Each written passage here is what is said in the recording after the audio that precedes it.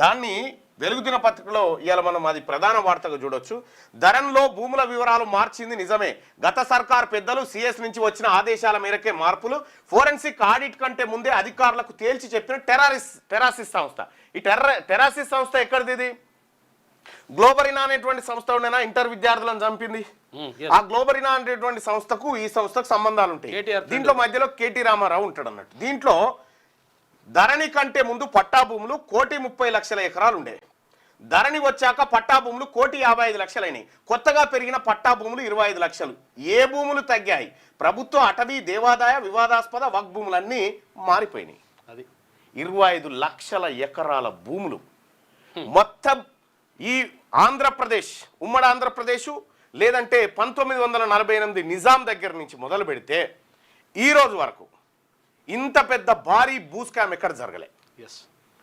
ఇంత పెద్ద భారీ భూ స్కామ్ ఎక్కడ జరగలే, ఎప్పుడు జరగలే, ఈ దేశంలోనే జరగలే. 25 లక్షల ఎకరాల ప్రభుత్వ భూములు మాయం చేసిరంటే కేసీఆర్ పరిపాలన ఏం చేసిందో మనం అర్థం చేసుకోవచ్చు.